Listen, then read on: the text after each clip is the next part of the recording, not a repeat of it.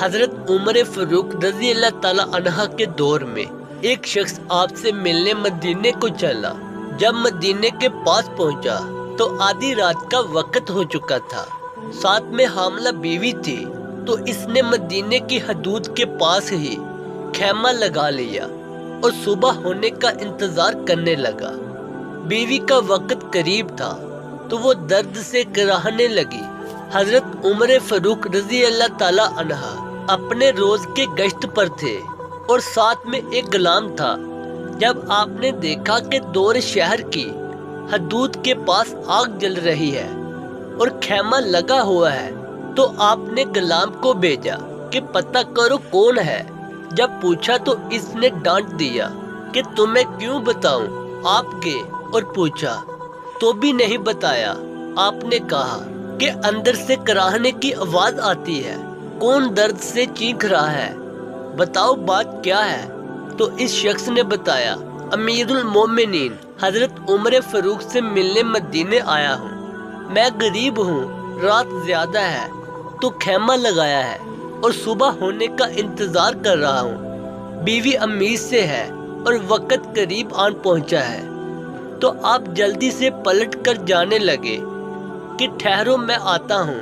آپ اپنے گھر گئے اور فوراً اپنی زوجہ سے مخاطب ہوئے کہا کہ اگر تمہیں بہت بڑا اجر مل رہا ہو تو لے لو گی؟ زوجہ نے کہا کیوں نہیں؟ تو آپ نے کہا چلو میرے دوست کی بیوی حاملہ ہے، وقت قریب ہے، چلو اور جو سامان پکڑنا ہے ساتھ پکڑ لو۔ آپ کی بیوی نے گھی اور دانے پکڑ لیے اور آپ کو لکڑیاں پکڑنے کا کہا۔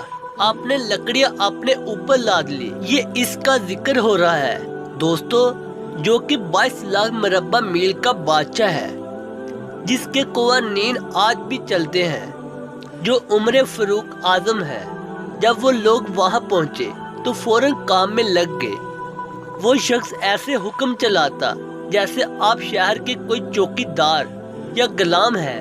کبھی پانی مانگتا تو آپ دوڑ دوڑ پانی دیتے، کبھی پریشانی میں پوچھتا کہ تیری بیوی کو یہ کام آتا بھی ہے تو آپ جواب دیتے، جبکہ اس کو کیا پتا کہ امیر المومنین حضرت عمر فاروق خود ہے۔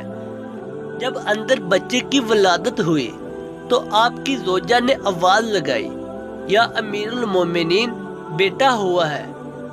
تو یا امیر المومنین کی صدا سن کر اس شخص کی تو جیسے پاؤں تلے زمین نکل گئی اور بے اختیار پوچھنے لگا، کیا آپ ہی عمر فاروق امیر المومنین ہے؟